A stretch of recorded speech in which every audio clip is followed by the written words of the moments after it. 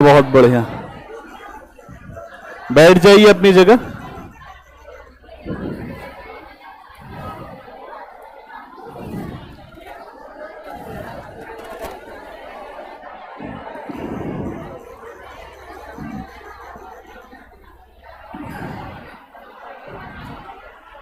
कैसी चल रही है तैयारी?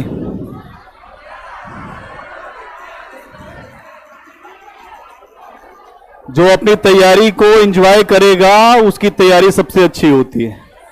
जो काम आप कर रहे हैं उसको एंजॉय करिए, क्योंकि ये समय फिर हमें वापस नहीं मिलता है। समय हमें वापस मिलता है? जो समय बीत गया वो बीत गया, जो हमारे पास है वही हमारा है।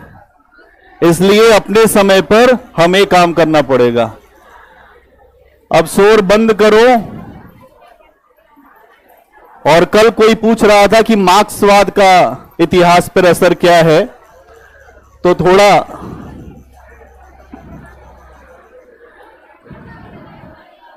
मार्क्सवाद क्या है इस पे बात करते हैं, ठीक है? मैंने आपको इसके पहले बताया था। अब एकदम शोर बंद करो, व्यवस्थित हो जाओ, बैठ जाओ। उसमें नहीं है, उसमें नहीं ऐसे।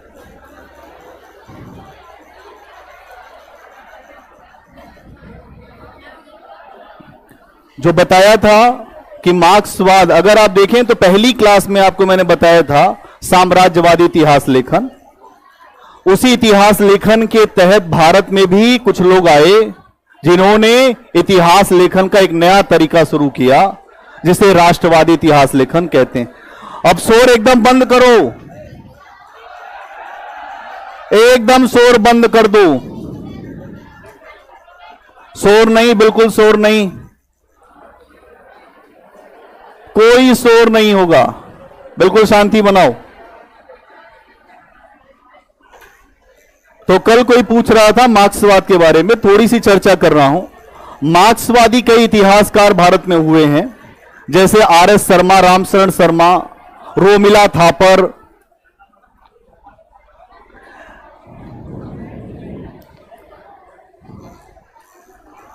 रामशरण शर्मा, रोमिला थापर, फिर डी.डी. कौशाम्बी। अगर आप देखेंगे तो आपको दिखेंगे डी.डी. कौशाम्बी।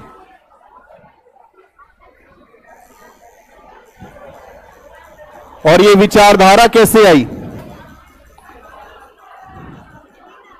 ये केवल आपका जो सिलेबस उसी पे आ रहे हैं, केवल एक बात समझाना चाह रहे हैं, उसको समझ लो। मार्क्सवाद की विचारधारा, कोई पूछ रहा था कल कि इतिहास लेखन में मार्क्सवाद की विचारधारा का क्या असर है। मार्क्स की विचारधारा मैंने आपको बताया था कि एक ऐसी विचारधारा है जहां वर्ग संघर्ष की बात की गई है। किसकी बात की गई है? वर्ग संघर्ष। और वर्ग संघर्ष में दो वर्ग हैं, एक है सर्वहारा और एक है शोषणकर्ता।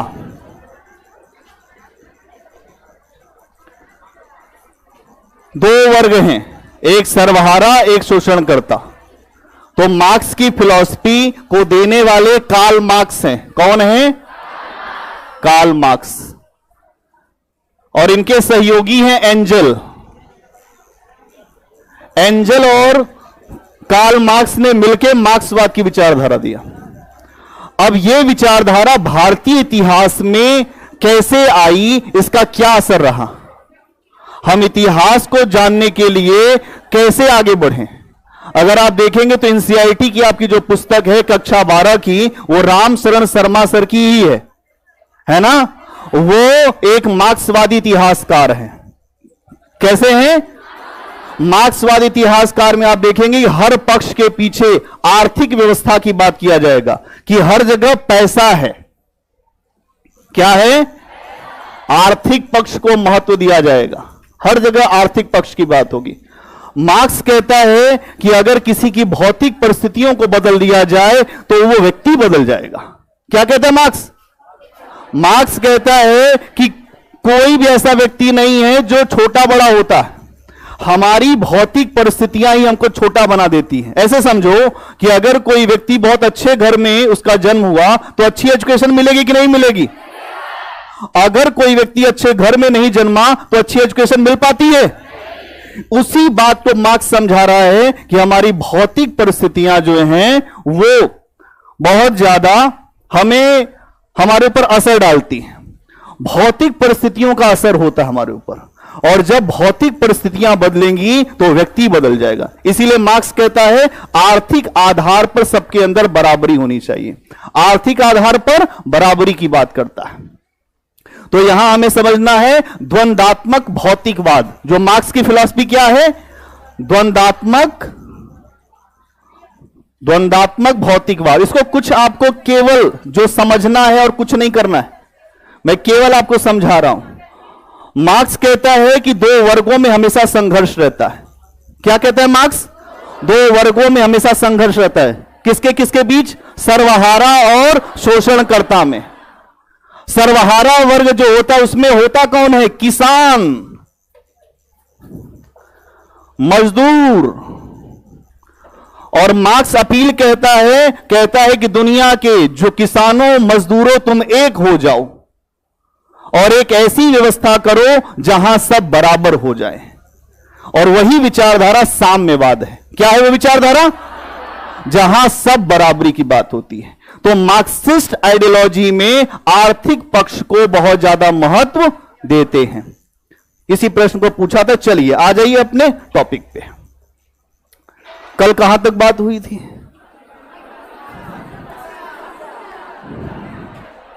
ठीक है, हम लोगों ने जो सिंधु घाटी पर पूरी चर्चा किया था, और सिंधु घाटी पर चर्चा करने के बाद आपको एक बात कोई पूछ रहा है कि जो ताम्र पाषाण काल है और जो सिंधु घाटी सभ्यता एक साथ चल रही है। हाँ, एक साथ चल रही है। जो संस्कृतियां होती हैं वो लगातार चलती रहती हैं, और संस्कृतियों का ही अगला चरण सभ्यता होता है।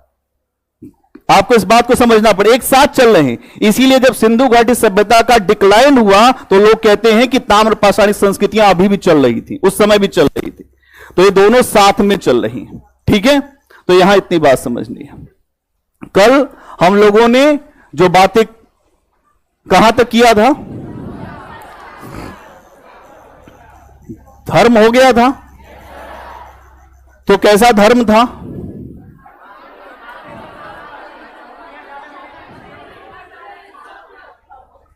धर्म कैसा था इनका? यहां पर अगर आप देखें अलग अलग पद्धतियां थी। अगर यह भी समझ में आ रहा है कि जो मातृसत्ता होगी, है ना, इसके अलावा जो पशुपति शिव की पूजा की बात हो रही थी,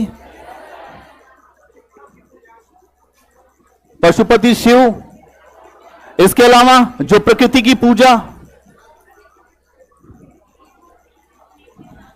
फिर आप देखते हैं कि जो जानवर है उनकी पूजा। ठीक है, तो ये बात आपको समझनी पड़ेगी। अलग अलग इनका जो धर्म है वो बहुआयामी है, बहुत सारे उसमें एंगल्स हैं। इसीलिए हम कह रहे हैं कि सबसे ज्यादा जो मूर्तियां किसकी मिली थी? महिलाओं की। इसीलिए हम कहते हैं मात्र सत्तात्मक समाज था। उसको कह दो, लगा दे। तो मात्र सत्तात्मक समाज था, और मात्र सत्तात्मक समाज का मतलब क्या है कि महिलाओं का सम्मान समाज में बहुत ऊपर रहा होगा। इसके अलावा और क्या है? एक योगी की मूर्ति मिली है। किसकी? योगी की मूर्ति। इसका मतलब योग भी वहां होता रहा होगा, योग की भी बातें रही होंगी। और योग अगर है तो इसका मतलब ध्यान, मनन, चिंतन की बात भी रही होगी। मतलब योग में एक बात समझना पड़ेगा कि जब बुद्ध अपने घर से निकले तो बुद्ध ने योग किया। क्या किया? ध्यान किया। और ध्यान करने के बाद निरंजना नदी के तट पर उनको संबोधि प्राप्त हुई, और उसी समय से वो बुद्ध कहलाए। तो यहां समझना पड़ेगा कि योग की परंपरा भी पहले से चल रही थी। योग की परंपरा पहले से चल रही थी, और हमने इस बात को समझा था। ठीक है, अगला पॉइंट हम लोग बनाते हैं जिसको कहते हैं सिंधु घाटी का समाज, है ना। सिंधु घाटी का समाज।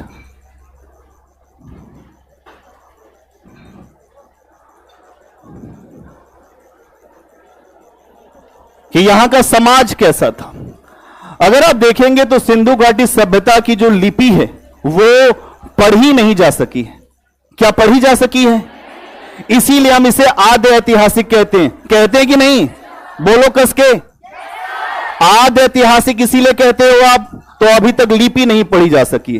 लेकिन मोटे तौर पर इतिहासकारों का अनुमान है कि समाज में यहां 4 प्रकार का विभाजन था। कैसा था? समाज में 4 प्रकार का विभाजन दिखता है। समाज में 4 प्रकार का विभाजन दिख रहा है। पहला योद्धा, दूसरा विद्वान, पहला योद्धा, दूसरा विद्वान, और अगर हम तीसरे वर्ग की बात करें तो व्यापारी और मजदूर या किसान। मजदूर या किसान, ये 4 वर्ग हैं। मतलब अगर आप देखते हैं तो सिंधु घाटी सभ्यता में भी वर्गीय विभाजन था, और यह कहीं कुछ लिखा नहीं है, लेकिन समाज को समझने के लिए आपको यह मानना पड़ेगा। कल किसी ने एक प्रश्न भेजा था कि क्या सिंधु घाटी सभ्यता इतनी अच्छी नगरीय सभ्यता थी, तो क्या उसकी तुलना में विश्व में और कोई सभ्यता नहीं थी?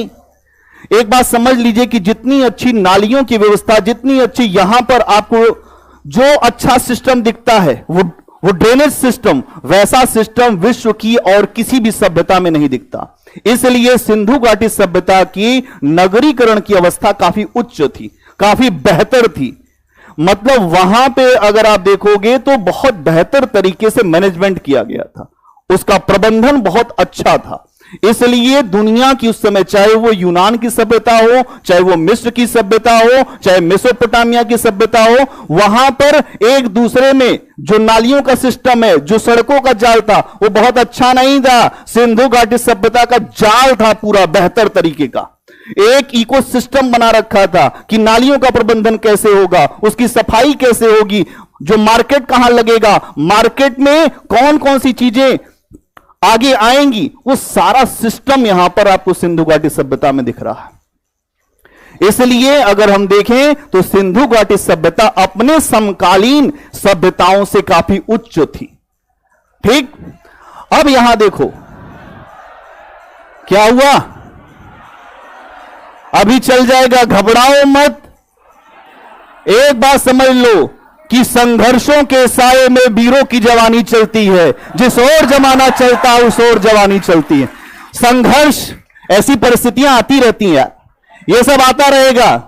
जब आप अच्छे तरीके से अध्ययन करेंगे तो हर चीज आएगी, कोई बाधा आपको रोक नहीं सकती।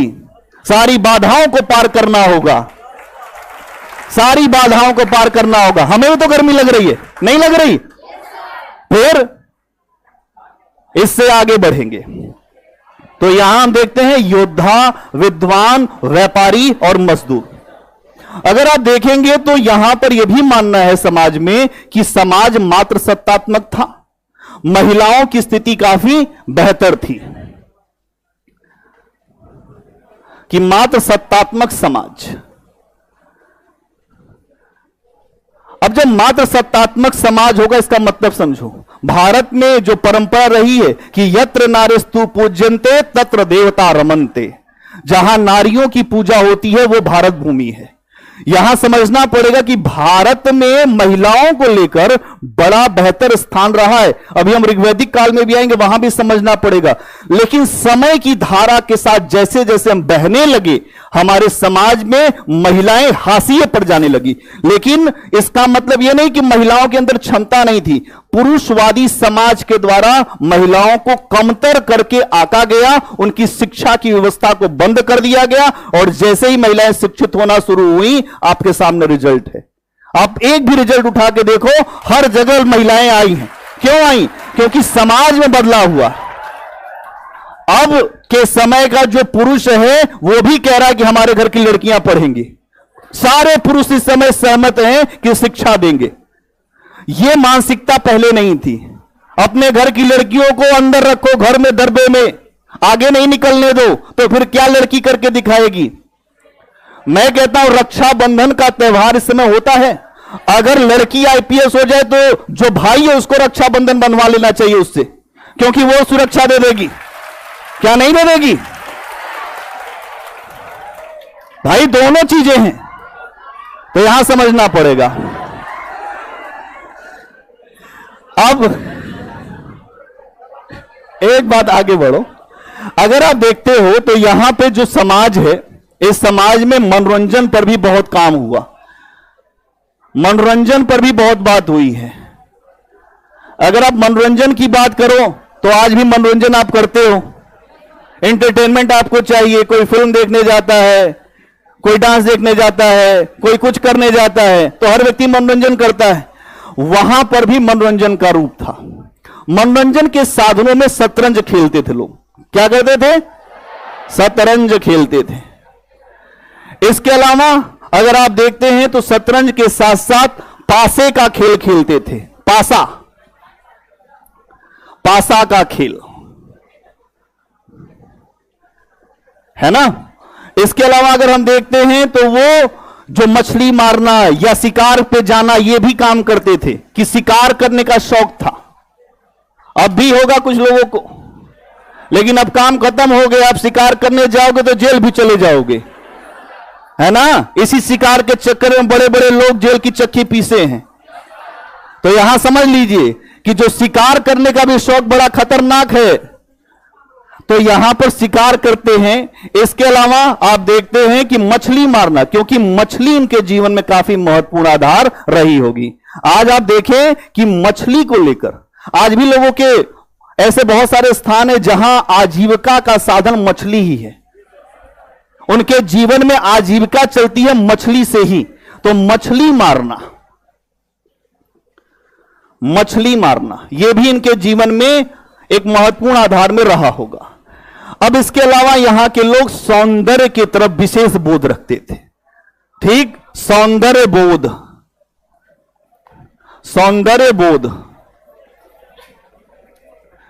अब इनका सौंदर्य बोध कैसा था? तो सौंदर्य बोध का मतलब कि अपने आप को तैयार करने का रूप, कि हम अच्छे लगें, हमें कोई देखे अच्छा लगना चाहिए, तो सौंदर्य बोध। अब सौंदर्य बोध में आभूषणों का प्रयोग। क्या है? आभूषण। अब ये आभूषण अगर आप देखें तो आभूषण केवल जो महिलाएं ही नहीं पहनती थी, पुरुष भी पहनते थे। आज भी पुरुष कुछ लोग शौकीन होते हैं, कहे हम पहनेंगे, चाहे अच्छा लगे चाहे न लगे। आभूषण पहनने का शौक जो महिलाओं में भी है और पुरुषों में भी था। इसके अलावा अगर आप देखेंगे काजल का प्रयोग, जो बड़े गाने बने हैं काजल पे, तो आप देखिए काजल का प्रयोग। इसके अलावा आप देखते हैं और क्या है, जो सिंदूर का प्रयोग, फिर लिपस्टिक का प्रयोग, बहुत सारी चीजें हैं।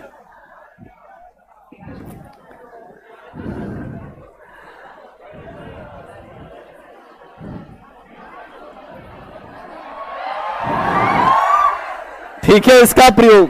अब वहां का समाज जो है, अगर आप देखें कि वहां पर अपने रूप के लिए, अपने सौंदर्य बोध के लिए वो लोग जो अपने समाज में अच्छे से इस बात को रखते रहे होंगे। इसके अलावा आप ये भी कह सकते हैं कि समाज में असमानता भी थी। आ जाइए सौंदर्य बोध से बाहर, समाज में असमानता भी थी। असमानता का मतलब क्या है? जब ये वर्ग आपको दिख रहा है तो इसके मतलब यह है कि असमानता यहां कुछ ना कुछ होगी।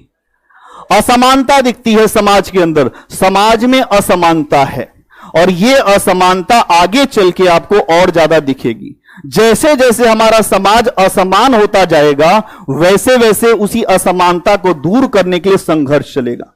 एक बात समझ लेना कि जो भारत का इतिहास है, इतिहास कोई अलग करके नहीं पढ़ा जाता है। प्राचीन भारत मध्यकाल से लिंक करेगा और मध्यकाल आधुनिक भारत से लिंक करेगा, आधुनिक भारत विश्व के भारत से लिंक करेगा, जो विश्व का इतिहास उससे लिंक करेगा, और यह विश्व का इतिहास अंतरराष्ट्रीय संबंध से लिंक करेगा। सब चीजें लिंकिंग प्रोसेस पे काम करती है। इतिहास में एक भी विकास क्रम को आपने जो छोड़ दिया तो आप आगे की बात समझ नहीं पाएंगे। तो यहां समझिए कि एक पूरा इनके अंदर एक व्यवस्था थी, समाज में असमानता व्याप्त हो रही थी, धीरे धीरे एक विभाजन दिख रहा था। ठीक है, इसको लिख लो थोड़ा, एक हेडिंग बनाओ, सिंधु घाटी समाज। क्या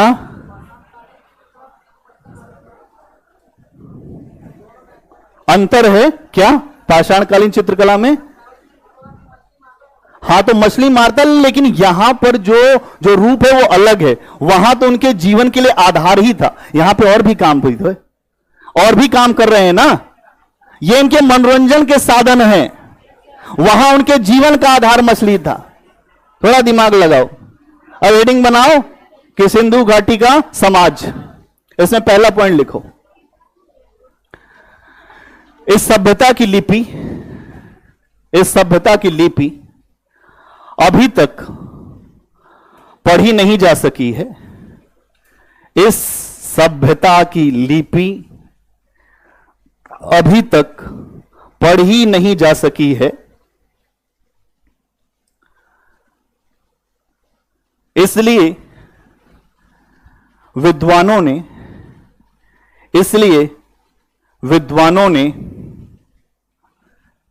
इस सभ्यता की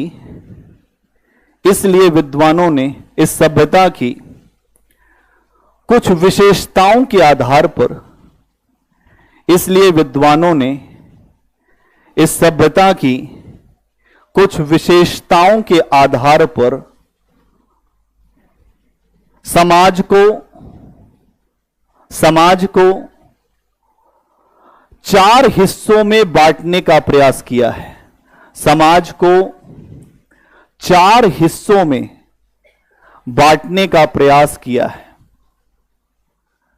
समाज को 4 हिस्सों में बांटने का प्रयास किया है। पहला योद्धा, दूसरा विद्वान, पहला योद्धा, दूसरा विद्वान, तीसरा व्यापारी और चौथा शिल्पी वर्ग या मजदूर वर्ग। चौथा शिल्पी वर्ग या मजदूर या किसान। चौथा शिल्पी वर्ग, और उसी के अंदर लिख दीजिएगा मजदूर और किसान। अगला पॉइंट, मनोरंजन के साधनों में,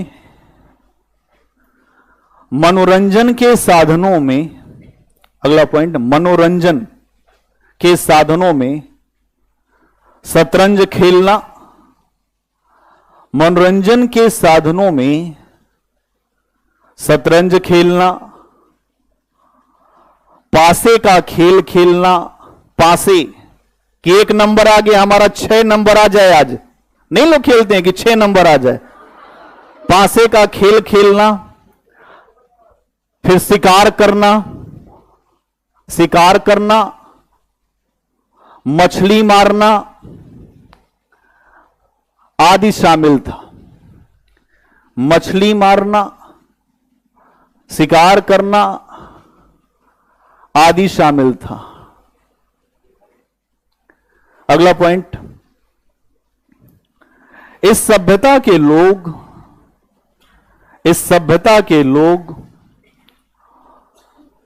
सौंदर्य की तरफ भी, इस सभ्यता के लोग सौंदर्य, अपने ब्यूटी को, सौंदर्य की तरफ भी बहुत ध्यान देते थे। सौंदर्य की तरफ भी बहुत ध्यान देते थे। उदाहरण के लिए आभूषणों का प्रयोग, उदाहरण के लिए आभूषणों का प्रयोग मतलब गहना, आभूषणों का प्रयोग, कौमा, काजल का प्रयोग, सिंदूर का प्रयोग, लिपस्टिक का प्रयोग आदि को देख सकते हैं। लिपस्टिक का प्रयोग आदि को देख सकते हैं। अगला पॉइंट, इस सभ्यता के साक्ष्यों के आधार पर, इस सभ्यता के साक्ष्य मतलब एविडेंस, इस सभ्यता के साक्ष्यों के आधार पर हम यह बात मान सकते हैं, इस सभ्यता के साक्ष्यों के आधार पर यह बात मान सकते हैं कि समाज में असमानता थी, समाज में असमानता थी, समाज में असमानता, इक्वल नहीं था समाज। क्योंकि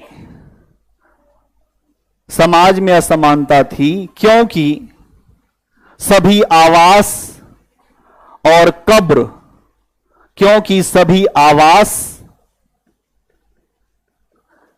एवं कब्र, कब्र मतलब क्या होता है कि हम सबको एक दिन कब्र में ही जाना है।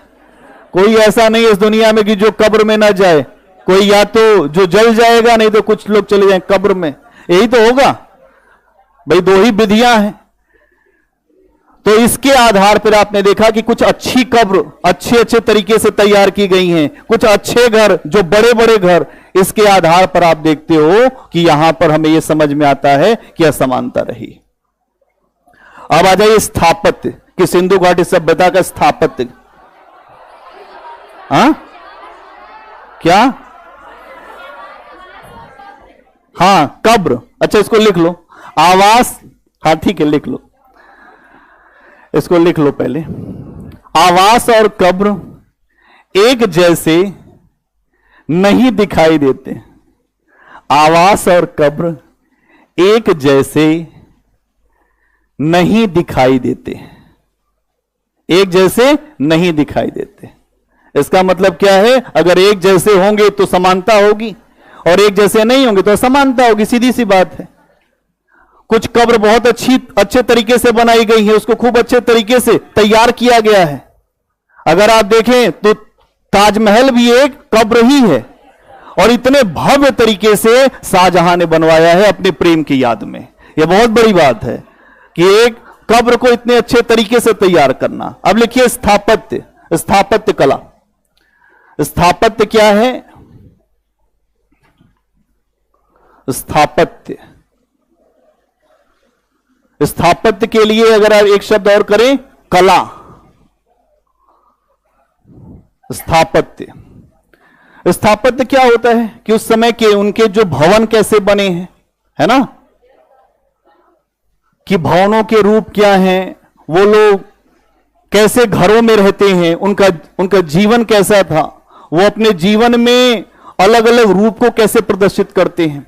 अगर आप देखेंगे तो सिंधु घाटी सभ्यता के लोग बहुत बेहतर कलाकार थे, बहुत शानदार कलाकार थे, और वो अपने जीवन में एक निश्चित आधार बनाते थे। अगर आप देखते हैं तो लगभग हर क्षेत्र में उन्होंने बहुत बेहतर प्रदर्शन करके दिखाया है, चाहे वो जो सड़कें बनाने का क्षेत्र हो, चाहे वो अपना वो आवास बनाते उसको देख लो, चाहे वो नालियां बनाते उसको देख लो, चाहे वो माप तोल की व्यवस्था करते उसको देख लो। हर जगह तुम देखोगे कि एक व्यवस्थित आधार सिंधु घाटी सभ्यता के लोगों ने बनाया है। तो एक निश्चित योजना और खाके के आधार पर व्यवस्थाएं दिखती हैं। निश्चित योजना, निश्चित योजना से मतलब प्लान करके, और खाका खींचा पहले, मतलब घर बनाने के पहले एक मैप बनाया होगा। खाका खींचना, आज आप घर बनाते हो तो पहले मैप बनवाते हो कि नहीं बनवाते हो? उस समय ऐसा सिस्टम, ऐसी सोच को डेवलप कर लेना, यह बहुत बड़ी बात है। मतलब एक निश्चित योजना से घर बनाते हैं, एक निश्चित योजना से इनके नगर बने हुए।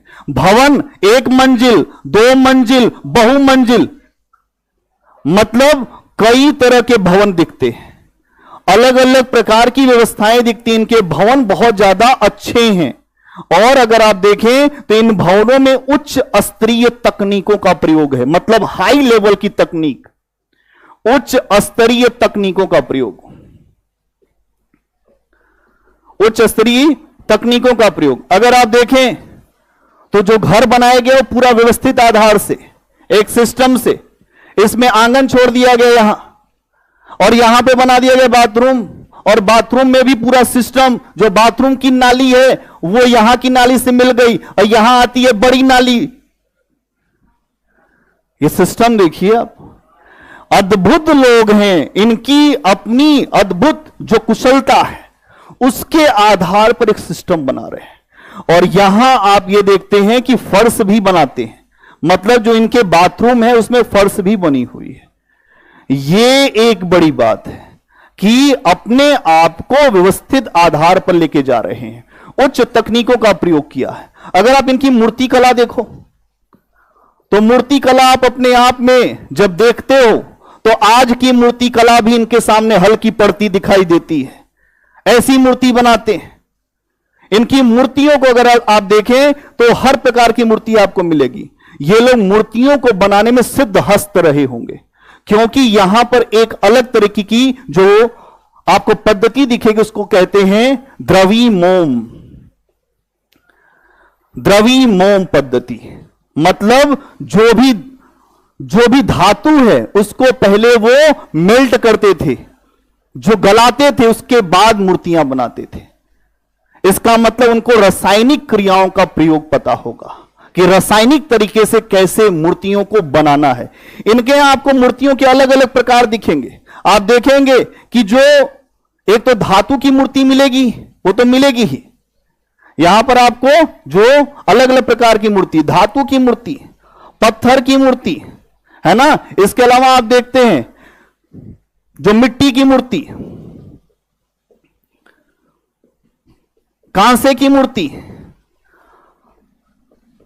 तांबे की मूर्ति, हर धातु को जानते हैं।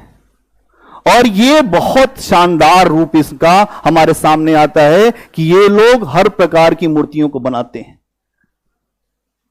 तो यहां हम देख रहे हैं तांबा नहीं है, पीतल है, पीतल।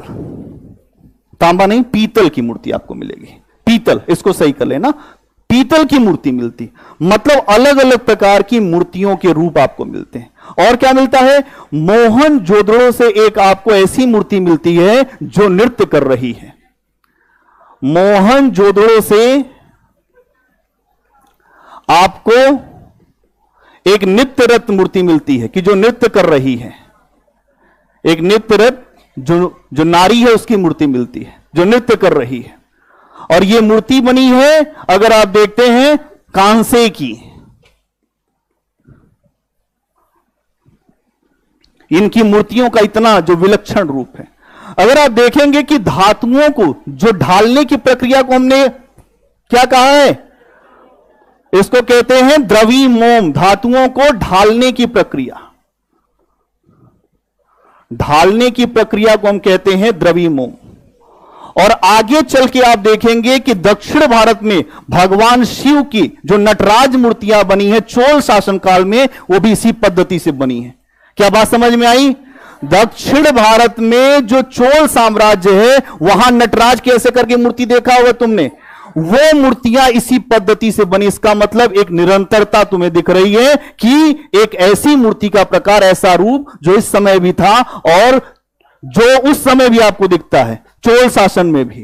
ठीक है, चोल शासन में हम देखते हैं तो नटराज की मूर्तियां, चोल शासन में नटराज की मूर्तियां अगर आप देखें तो वहां पर भी इसी पद्धति से, जो द्रवी मोम पद्धति है, उससे मूर्तियां बनाई गई। क्या आप लिंक कर पा रहे हैं? यह बात समझना है। ठीक है, इसको नोट करो। स्थापत्य, इस सभ्यता के लोग, इसमें पहला पॉइंट स्थापत्य में, इस सभ्यता के लोग, इस सभ्यता के लोग बहुत अच्छे कलाकार थे। इस सभ्यता के लोग बहुत अच्छे कलाकार थे।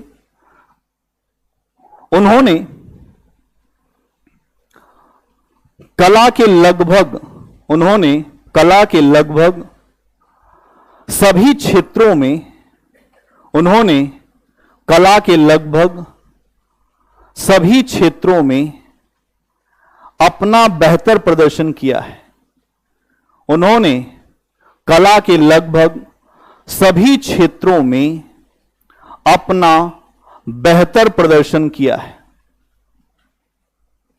अगला पॉइंट,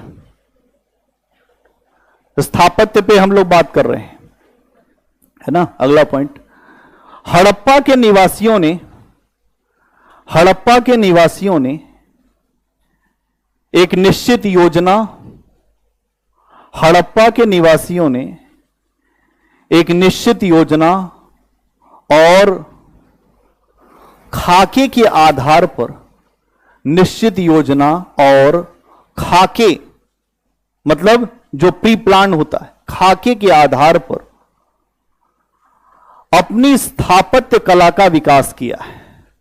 निश्चित योजना और खाके के आधार पर अपनी स्थापत्य कला का विकास किया है।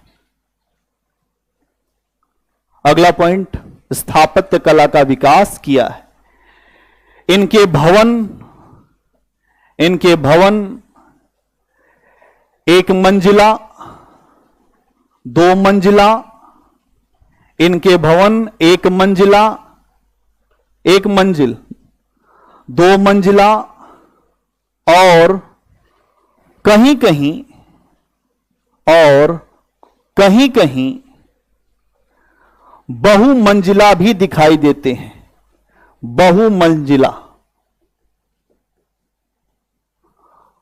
बहुमंजिला भी दिखाई देते हैं। बहुमंजिला भी दिखाई देते हैं। अगला पॉइंट, इन भवनों को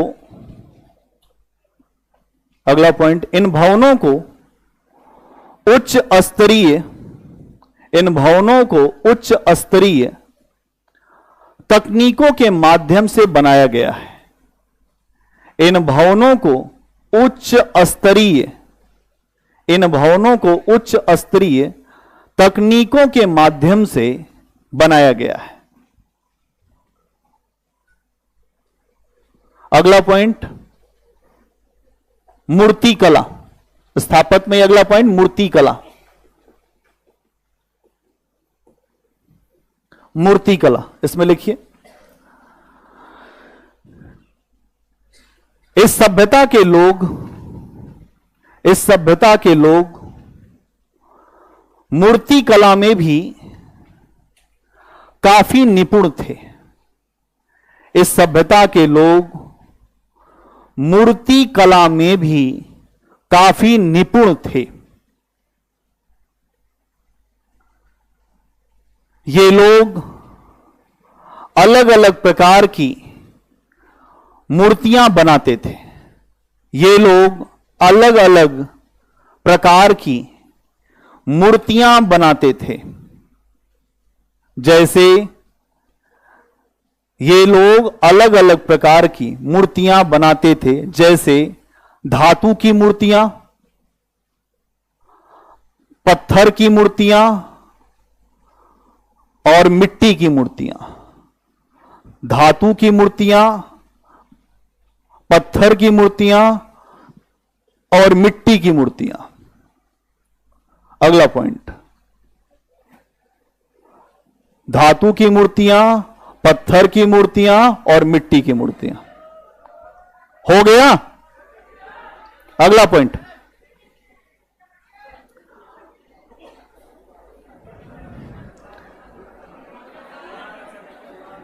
इस संस्कृति के लोग मूर्तिकला में जो निपुण थे और यहां अलग अलग प्रकार की मूर्तियां बनाई जाती थी। धातु की मूर्तियां, पत्थर की मूर्तियां और मिट्टी की मूर्तियां। अगला पॉइंट बनाइए, धातु की मूर्तियों में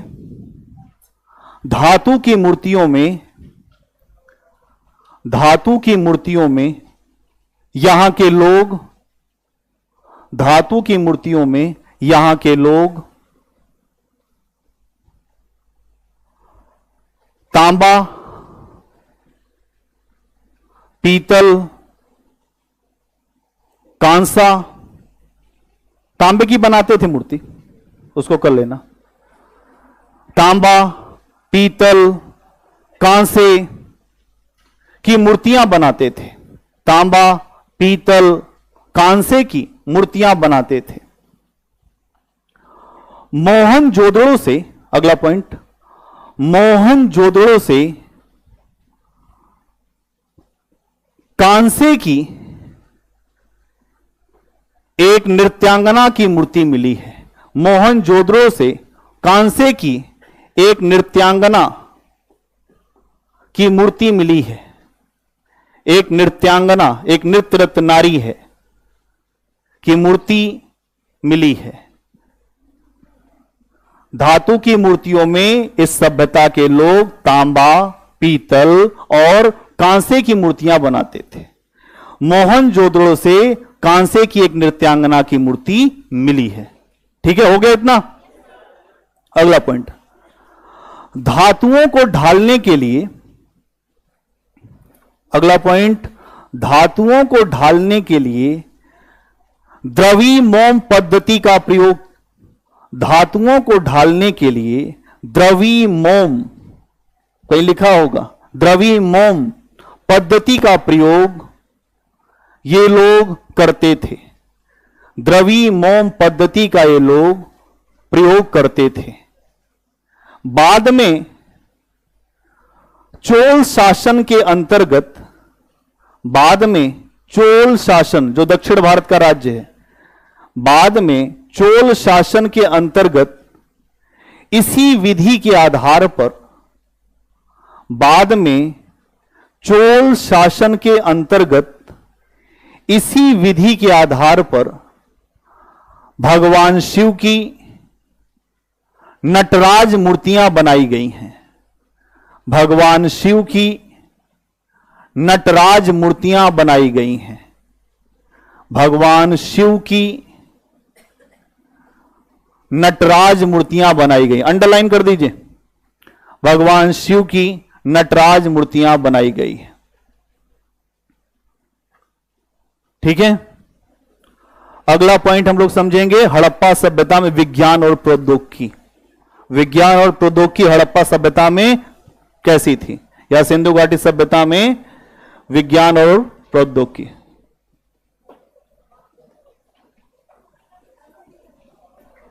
विज्ञान और प्रौद्योगिकी,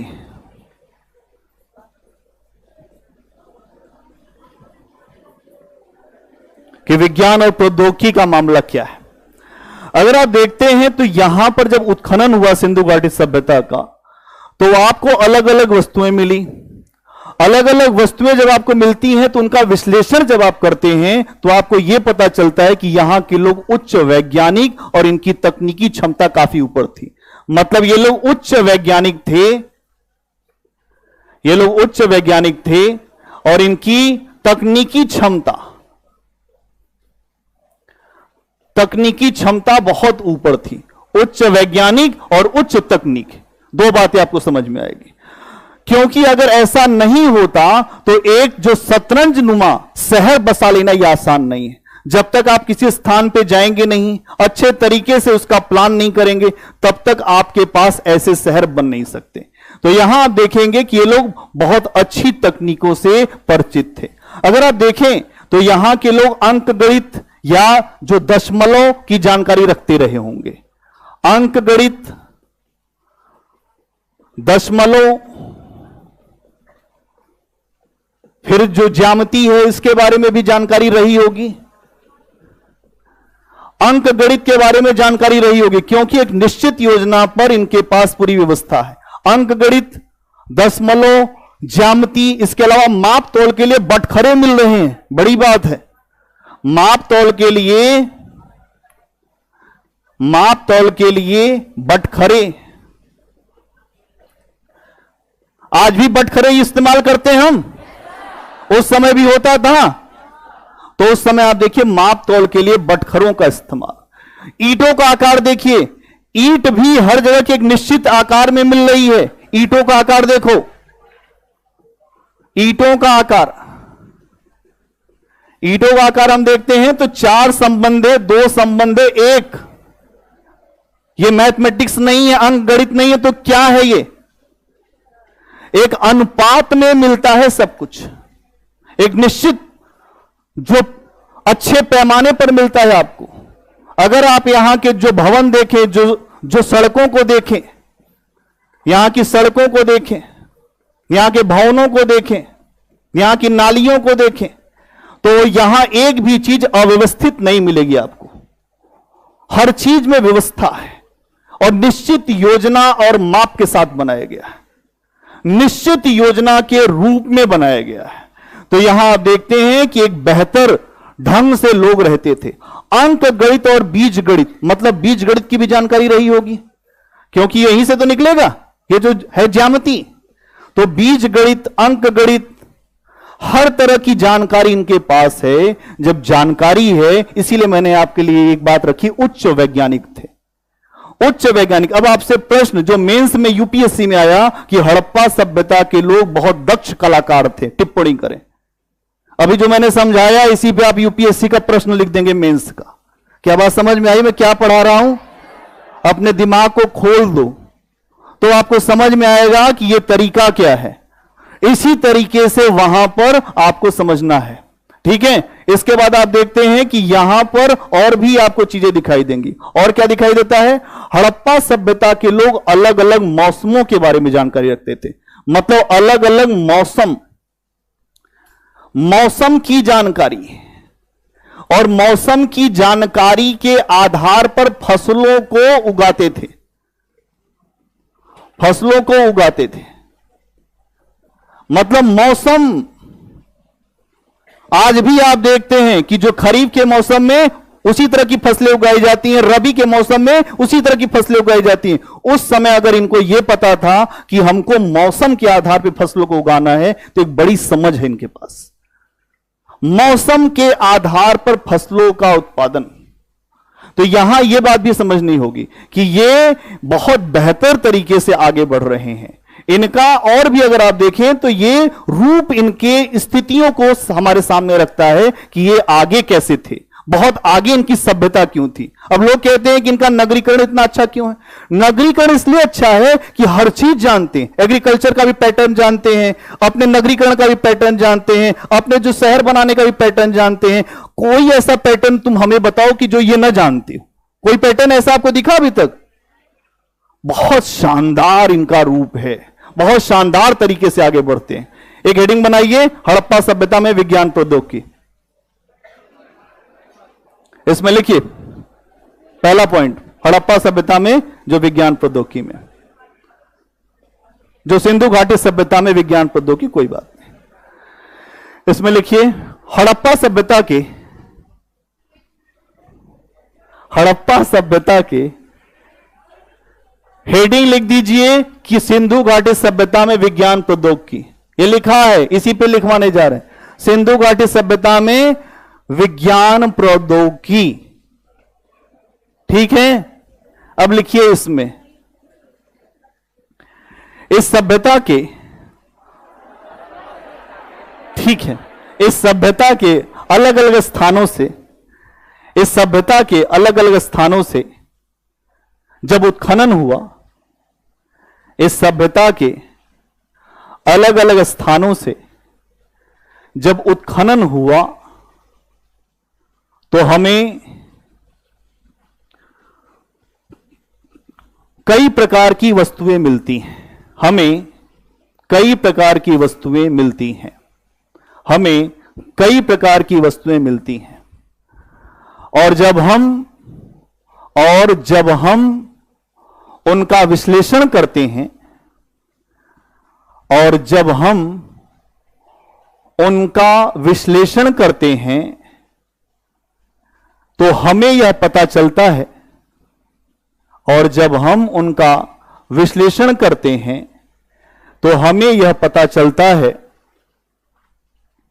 कि इस सभ्यता के लोग उच्च वैज्ञानिक एवं तकनीकी प्रतिभा से संपन्न थे, उच्च वैज्ञानिक एवं तकनीकी प्रतिभा से संपन्न थे, उच्च वैज्ञानिक और तकनीकी प्रतिभा से संपन्न थे। अगला पॉइंट, उच्च वैज्ञानिक और तकनीकी क्षमता से संपन्न थे। हो गया? हो गया नहीं हो गया? जो लिखते लिखते आप लोग बहुत थक जाते हैं क्या? अरे लिखना पड़ेगा, बिना लिखे काम नहीं होगा। ये दीवानों की बस्ती है, यहां लिखना पड़ेगा, बिना लिखे आप कुछ नहीं करेंगे। लिखते चलिए। संघर्ष विराम संघर्ष, गांधी जी कहते थे कि थोड़ा संघर्ष फिर विराम फिर संघर्ष। तो संघर्ष करने के लिए तैयार। अगला पॉइंट बनाओ। इस सभ्यता के लोग अंकगणित, ज्यामितीय, इस सभ्यता के लोग अंकगणित, ज्यामितीय और दशमलव का ज्ञान रखते थे। अंकगणित, ज्यामितीय और दशमलव का ज्ञान रखते थे। अंडरलाइन कर देना, दशमलव का ज्ञान रखते थे। दशमलव का ज्ञान रखते थे। इनके यहां माप तौल के लिए, इनके यहां माप तौल के लिए बटखरे भी प्राप्त होते हैं। इनके यहां माप तौल के लिए बटखरे भी प्राप्त होते हैं। बटखरे भी प्राप्त होते हैं। यदि ईंटों का आकार देखा जाए, यदि ईंटों का आकार देखा जाए तो हमें, यदि ईंटों का आकार देखा जाए तो हमें 4 संबंधे 2 संबंधे 1 का अनुपात मिलता है। 4 संबंधे 2 संबंधे 1 का अनुपात मिलता है। 1 का अनुपात मिलता है।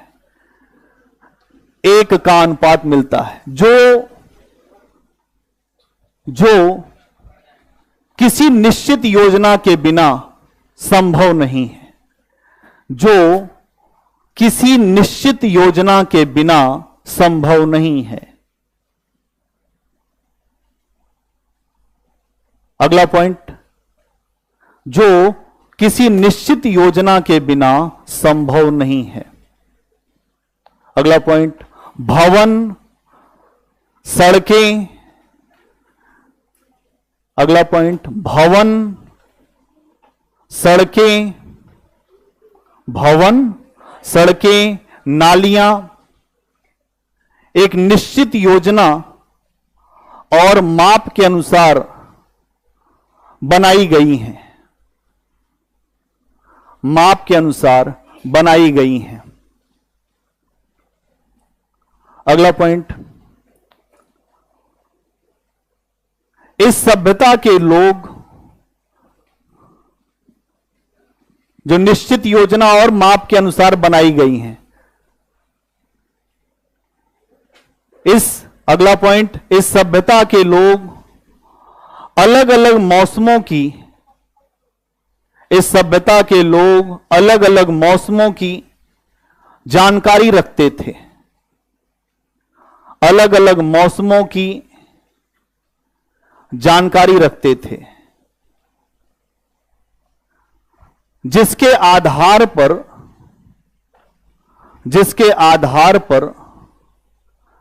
वे फसलों का उत्पादन करते थे।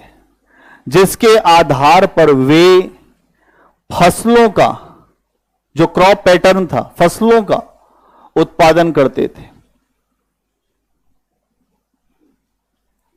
ठीक है, अब रुक जाओ थोड़ा, अब जब विराम कर लो थोड़ा आराम, लेकिन आराम हराम है। ये भी कहा है नेहरू जी ने कि आराम हराम है। तो यहां आप, ठीक है, थोड़ा समझ लो। अगर आप देखते हैं तो यहां पर बहुत सारी चीजें आपको जो जानकारी में आती है। अगला पॉइंट बनाते हैं, स्वास्थ्य संबंधी विचार। स्वास्थ्य संबंधी विचार। पहले समझना है और एकदम चुप हो जाओ। स्वास्थ्य संबंधी विचार। इस सभ्यता के लोग जो है ना, उनको अगर आप देखेंगे तो अपनी साफ सफाई पर बहुत ज्यादा ध्यान देते हैं। मतलब साफ सफाई पर विशेष बल।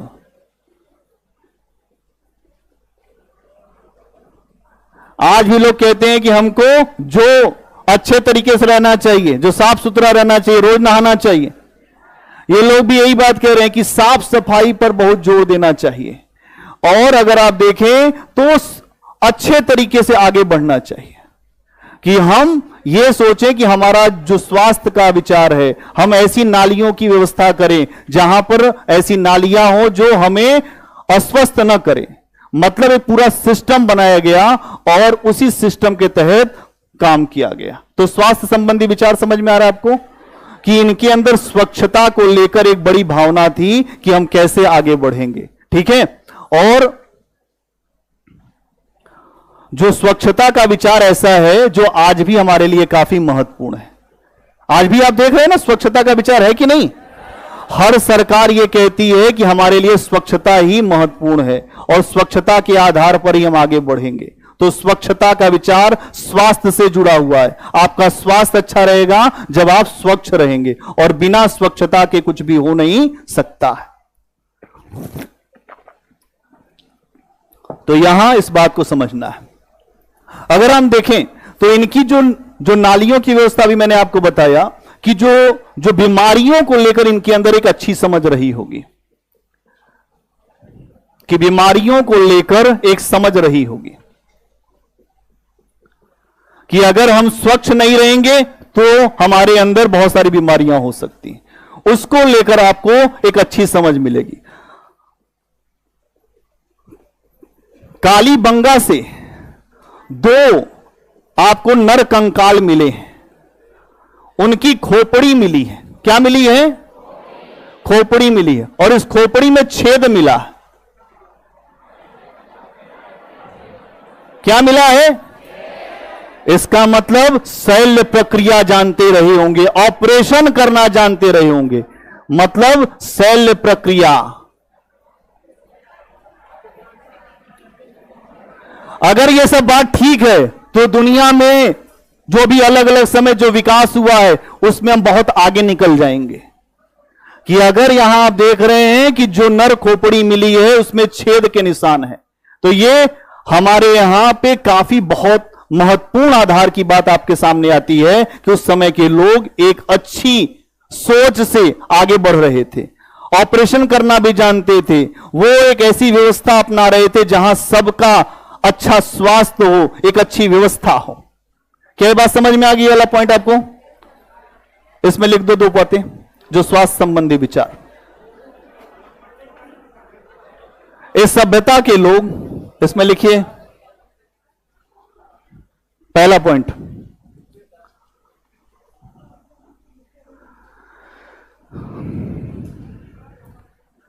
इस सभ्यता के लोग अपनी साफ सफाई के ऊपर, इस सभ्यता के लोग अपनी साफ सफाई के ऊपर बहुत ध्यान देते थे। इस सभ्यता के लोग अपनी साफ सफाई के ऊपर बहुत ध्यान देते थे। इसकी जानकारी हमें उनकी सड़कों, इसकी जानकारी हमें उनकी सड़कों, घरों की नालियों को देखकर, इसकी जानकारी हमें उनकी सड़कों एवं उनके घरों की नालियों को देखकर मिलती है। नालियों को देखकर मिलती है।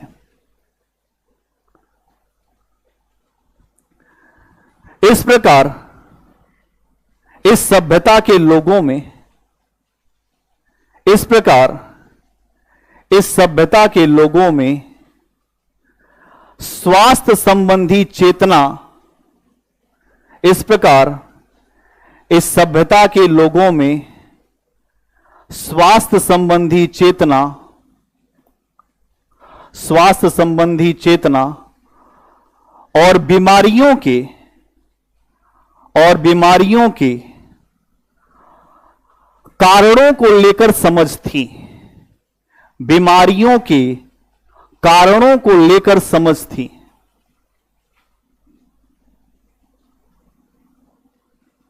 इसके अलावा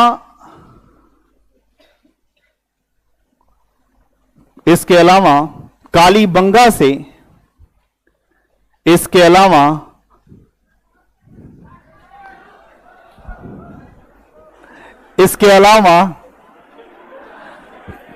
कालीबंगा से 2 बच्चों की खोपड़ियां मिली हैं। इसके अलावा कालीबंगा से 2 बच्चों की खोपड़ियां मिली हैं या खोपड़ी मिली है। 2 बच्चों की खोपड़ी मिली है। इस सभ्यता के लोगों को जो स्वास्थ्य संबंधी चेतना और उनको बीमारियों के कारणों की समझ थी। इसके पहले यही लिखा था ना, जिसमें आगे चल के कालीबंगा से 2 बच्चों की खोपड़ी प्राप्त हुई, जिसके आधार पर शल्य चिकित्सा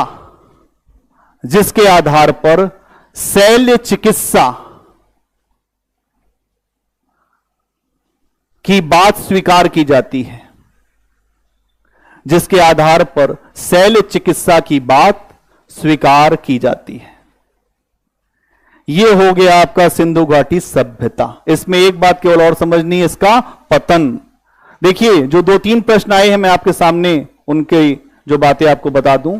एक प्रश्न यह आया जो यूपीएससी में कि सिंधु घाटी सभ्यता के लोग दक्ष कलाकार थे। दूसरा प्रश्न यह आया कि सिंधु घाटी सभ्यता के लोगों ने, क्या आपको प्रश्न लिखना है? अगर नहीं लिखना है तो कोई बात नहीं, लेकिन केवल सुन लो कि सिंधु घाटी सभ्यता के, ठीक है 2 प्रश्न लिख दो। हड़प्पा सभ्यता के लोग अत्यंत दक्ष कलाकार थे। टिप्पणी करें। हड़प्पा सभ्यता के लोग अत्यंत दक्ष कलाकार थे। हड़प्पा सभ्यता के लोग अत्यंत दक्ष कलाकार थे। थे कि नहीं थे? हड़प्पा सभ्यता के लोग बहुत अच्छे कलाकार थे ना। अगला प्रश्न, सिंधु घाटी सभ्यता के लोगों ने, अगला प्रश्न है, सिंधु घाटी सभ्यता के लोगों ने सिंधु घाटी सभ्यता के लोगों ने बहुत सारी पुरानी वस्तुओं और खंडहरों को, सिंधु घाटी सभ्यता के लोगों ने बहुत सारी पुरानी वस्तुओं और खंडहरों को छोड़ रखा है। बहुत सारी पुरानी वस्तुओं और खंडहरों को छोड़ रखा है,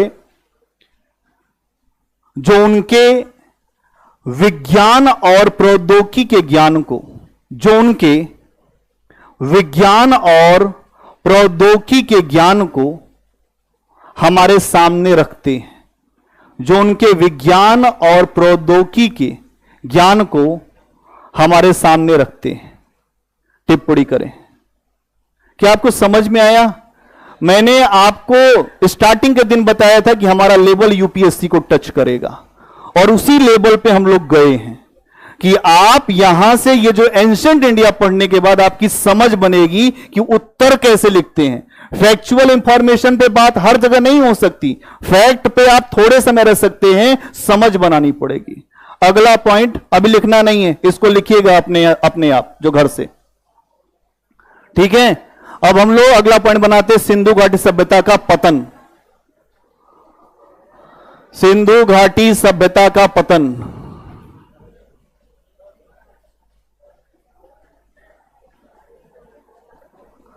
सिंधु घाटी सभ्यता का पतन। अगर इतनी विकसित सभ्यता है तो इसका पतन क्यों हो गया? क्यों पतन हो गया? अब आपको समझना पड़ेगा कि हमें इस बात को समझना पड़ेगा कि इतनी विकसित सभ्यता है तो इसका पतन कैसे हो गया। बहुत सारे विद्वान कहते हैं कि यहां पर आ गई बाढ़। क्या कहते हैं? बाढ़ आ गई। कुछ के द्वारा कहा गया कि जो नदियां थी वो सूख गई। कुछ लोग कह रहे हैं कि नदियां सूख गई। कुछ लोग कह रहे हैं कि नदियों ने मार्ग बदल दिया। नदियों ने मार्ग बदल दिया। कुछ लोग कह रहे हैं कि एक महामारी फैल गई, जिस महामारी का नाम था मलेरिया, कि मलेरिया महामारी फैल गई, उससे इतनी बड़ी पूरी सभ्यता का अवसान हो गया। और कुछ लोग कह रहे हैं कि यहां पर जो भूकंप आया था, हलचल हुई थी, उस हलचल के कारण इस सभ्यता का पतन हुआ। मतलब हलचल या भूकंप अलग अलग रूप आपको दिखाई देंगे। इसके अलावा कुछ लोग कहते हैं कि व्यापार वाणिज्य नहीं चल रहा था इसलिए पतन हो गया। व्यापार वाणिज्य का पतन हो गया, इसलिए इनका जो समय आगे नहीं बढ़ा, ये लोग अच्छी स्थिति में नहीं रहे। तो यहां आप देखते हैं इतनी सारी चीजें। इसके अलावा अब जो वर्तमान में मत है, उस वर्तमान के मत के अनुसार एक बात सामने आ रही है कि जलवायु परिवर्तन और जो उनकी परिस्थितियों में जो समस्या आ गई थी, वर्तमान में एक बात को माना जाता है कि जलवायु परिवर्तन वर्तमान की भी बड़ी समस्या है, और आगे आने वाले समय में हमारी जो दुनिया जाएगी वो भी इसीलिए जाएगी। जलवायु परिवर्तन एक बहुत बड़ा एक जो समस्या का कारण है। जो आप देखें कि आज भी हम अपने जो नेचर के साथ खेल रहे हैं। इसके अलावा आप देखते हैं कि जो हमारी इकोसिस्टम है, जो पारिस्थितिक व्यवस्था है, उसमें भी असंतुलन हो रहा है। उस समय भी यही कारण था कि वहां पर जलवायु परिवर्तन हो रहा था, असंतुलन हो रहा था। इस मत को देने वाले फेयर सर्विस और गुरदीप सिंह हैं। जो अभी वर्तमान का मत है, इसको फेयर सर्विस और गुरदीप सिंह ने मत दिया और यह कहा कि अभी हमको इसी को मानना पड़ेगा कि जो जलवायु परिवर्तन हुआ, जलवायु परिवर्तन के कारण सिंधु घाटी सभ्यता का पतन हो गया। वहां का मौसम बदल गया, नदियों ने मार्ग बदल दिया, और अलग अलग तरीके से अगर हम देखते हैं तो यह असंतुलन ही इनके विनाश का कारण बना। क्यों? क्योंकि इनके यहां स्टार्टिंग में अच्छी वर्षा होती थी। इन्होंने अपने नदियों के जल के पानी का अत्यधिक दोहन कर लिया, अपने वन संसाधन का अत्यधिक दोहन कर लिया, खूब विकास किया, इतना विकास विकास विकास, उसके बाद कुछ बचा ही नहीं। बहुत विकास नहीं करना चाहिए। लोग कहते हैं बहुत विकास से सब विनाश हो जाएगा। नहीं होगा। बहुत विकास नहीं, विकास एक सीमा तक होना चाहिए। अगर विकास में अति हो जाएगी तो विनाश की तरफ भी आप बढ़ेंगे। यहां समझना पड़ेगा कि एक ऐसी व्यवस्था जहां पर लोग बहुत अच्छे सिस्टम में रहते थे, लेकिन अपने संसाधनों का अत्यधिक दोहन करने के कारण उनकी व्यवस्थाएं टूट गईं। सिंधु घाटी सभ्यता जो स्मार्ट शहरों के रूप में थी, वो सभ्यता अपने अवसान की तरफ आगे बढ़ गई। तो यहां यह समझना पड़ेगा। अब इस बात को यहां पर आप देखते हैं, इस बात को MIT और इसरो इस बात को मानता है। MIT जो अमेरिका का संस्थान है, MIT और इसरो जो भारत का संस्थान है, ये दोनों संस्थान, जो नासा, ये सारे संस्थान ये कहते हैं कि यही बात है जिसके कारण सिंधु घाटी सभ्यता का पतन हुआ था। ठीक है। अगर आप ये देखें तो इस तरीके से हम लोग सिंधु घाटी सभ्यता के अवसान को समझते हैं। तो यहां पर आपकी सिंधु घाटी सभ्यता समाप्त तो होती है। ठीक है। हां, कोई कुछ कह रहा है, बोलिए जी। अब ये कारण है, हमने इसीलिए कहा आखिरी में इसको मानना है। उस पे हम तो गए ही नहीं। ये अलग अलग विद्वान जो मत देते हैं, बैठ जाओ, अलग अलग विद्वान जो मत देते हैं, लेकिन अब ये मत माना जा रहा है। ठीक है। एक पॉइंट बनाओ कि सिंधु घाटी सभ्यता का पतन, सिंधु घाटी सभ्यता का पतन, सिंधु घाटी सभ्यता का पतन, इसमें लिखिए इस सभ्यता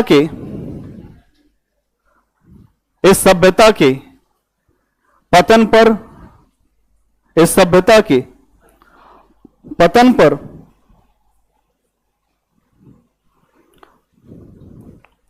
इस सभ्यता के पतन पर कई विचार दिए गए हैं। इस सभ्यता के पतन पर कई विचार दिए गए हैं, जैसे बाढ़ द्वारा, नदियों के सूखने के द्वारा,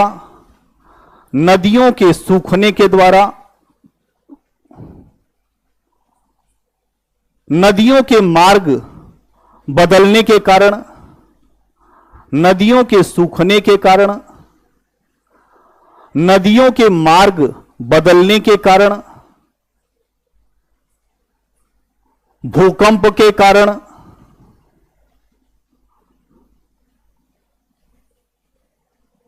एवं मलेरिया जैसी महामारी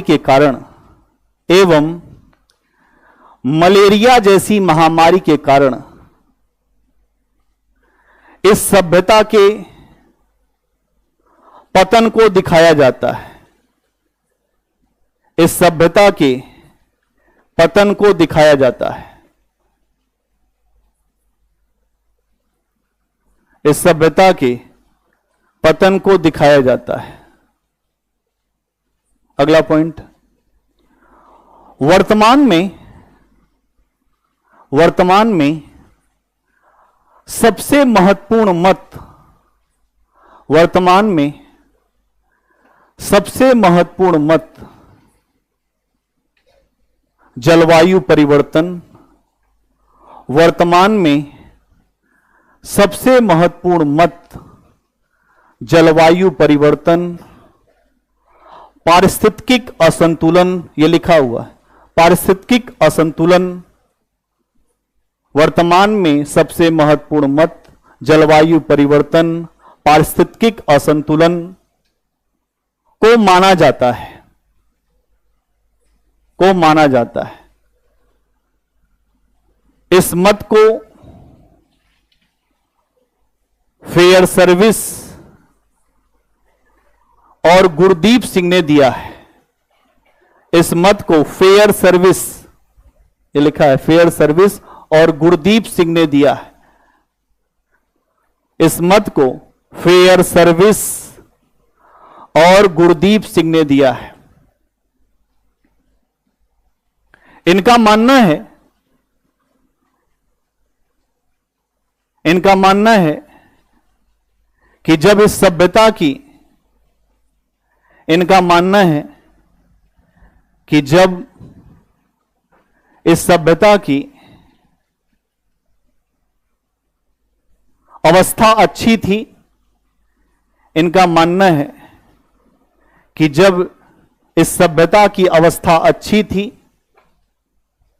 तो यहां पर पर्याप्त वर्षा होती थी, यहां पर पर्याप्त वर्षा होती थी। लेकिन थोड़े समय के पश्चात पर्याप्त वर्षा होती थी, लेकिन थोड़े समय के पश्चात जलवायु परिवर्तन के कारण, लेकिन थोड़े समय के पश्चात जलवायु परिवर्तन के कारण वर्षा कम होने लगी। जलवायु परिवर्तन के कारण वर्षा कम होने लगी। इसके अलावा लेकिन थोड़े समय के पश्चात जलवायु परिवर्तन के कारण वर्षा कम होने लगी, वर्षा कम होने लगी। और आगे लिख दो, और वन संसाधनों का, इसके अलावा, ठीक है, इसके अलावा वन संसाधनों का, भावना समझ लिया करो थोड़ा, इसके अलावा वन संसाधनों का अत्यधिक दोहन, इसके अलावा वन संसाधनों का अत्यधिक दोहन इनके द्वारा किया गया। इसके अलावा वन संसाधनों का अत्यधिक दोहन इनके द्वारा किया गया। इस मत को इसरो, एमआईटी, इस मत को इसरो, एमआईटी, एमआईटी अमेरिका का संस्थान है, हाँ, इसरो, एमआईटी जैसे संस्थान अपनी मान्यता प्रदान करते हैं। इसरो, एमआईटी जैसे संस्थान अपनी मान्यता प्रदान करते हैं। यह हो गया आपका सिंधु घाटी सभ्यता। एक बात समझिएगा कि आपने यहां पर एक अच्छे तरीके से पूरा अप्रोच डेवलप किया है कि सिंधु घाटी सभ्यता में अलग अलग रूप कैसे हैं, क्या क्या हुआ, और उस पर एक विस्तृत चर्चा हमने किया। और आज हम लोगों को वैदिक संस्कृति भी शुरू करना है। वैदिक संस्कृति आज ही शुरू होगी, चाहे जो हो जाए। वैदिक संस्कृति आज ही शुरू होगी भाई। वैदिक संस्कृति,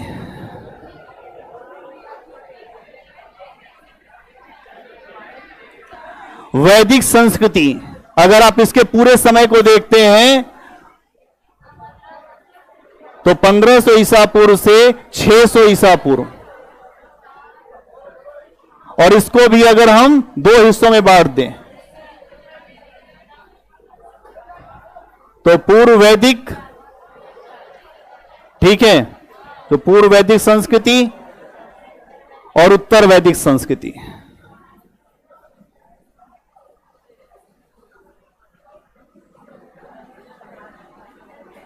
उत्तर वैदिक संस्कृति है ना।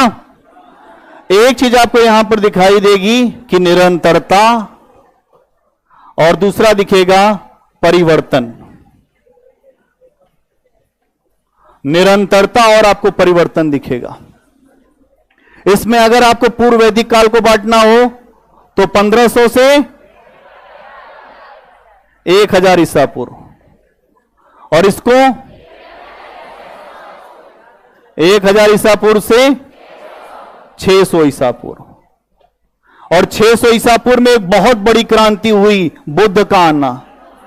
600 ईसा पूर्व बहुत बड़ा जो विभाजक है, जहां पर बड़े बड़े महापुरुष अवतरित हुए, इसी आपकी धरती पर, मगध की धरती पर। अब हम यहीं से एंगल लेने वाले हैं जो बीपीएससी का।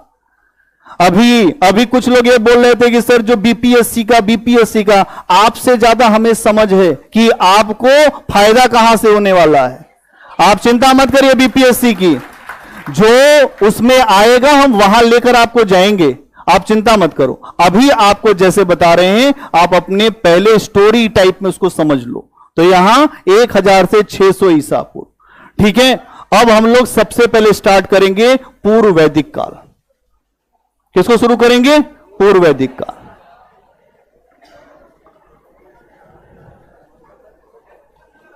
पूर्व वैदिक काल, अच्छा हाँ ठीक है भाई, इसको नोट कर लो। आप लोग कर लिए नोट पहले इसको।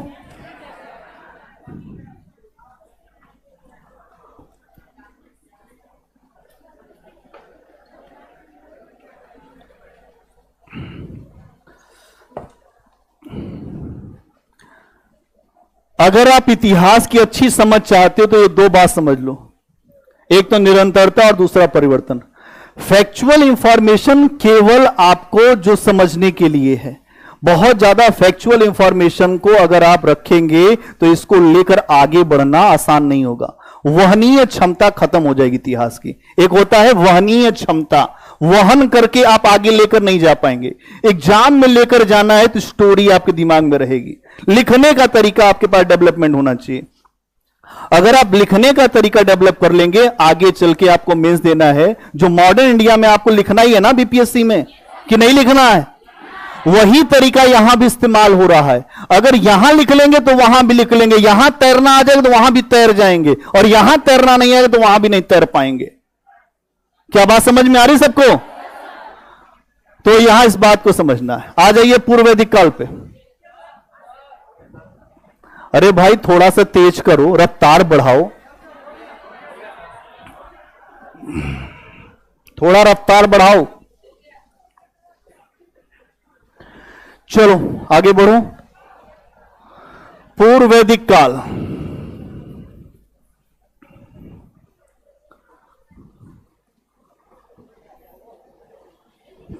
क्या समय है पूर्व वैदिक काल का? अभी बताओ।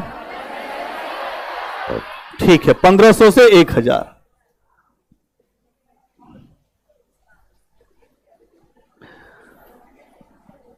क्या क्या देखना है हमें यहां पर? एक तो देखना है कि आर्यों को लेकर क्या समस्या है, आर्यों का मानना क्या है, आर्य कौन है, आर्यों को लेकर समस्या क्या है, आर्यों का विवाद क्या है, आर्यों को लेकर समस्या क्या है, भारत में इनके जो निवास स्थान कहां है, मतलब जो प्रारंभिक निवास स्थान इनका, प्रारंभिक निवास स्थान। एकदम बातचीत नहीं, बिल्कुल शांत होकर पढ़ो, कोई आवाज नहीं आनी चाहिए। भारत में प्रारंभिक निवास स्थान इनका कहां है। इसके बाद सांस्कृतिक जीवन इनका कैसा रहा है, सांस्कृतिक जीवन, सांस्कृतिक जीवन इनका कैसा रहा है। और सांस्कृतिक जीवन में ही हम लोग देख लेंगे धर्म इनका, इनका धर्म कैसा रहा है। इसके अलावा हम लोग देखेंगे स्रोत, इनके बारे में जानकारी के लिए कोई सोर्स है कि नहीं। तो स्रोत इनके बारे में जानकारी के लिए एक ही स्रोत है, ऋग्वेद। ये जो पूर्व वैदिक काल के लोग हैं, इनके बारे में एक ही स्रोत मिलता है, ऋग्वेद, जहां से ऋग्वेद से इनकी मेन जानकारी आपके सामने आती है। इसके अलावा और क्या देखेंगे, इनका आर्थिक जीवन, क्या देखेंगे, आर्थिक जीवन। इसके अलावा और क्या देखेंगे इसमें, सामाजिक जीवन, इनका सामाजिक जीवन कैसा था।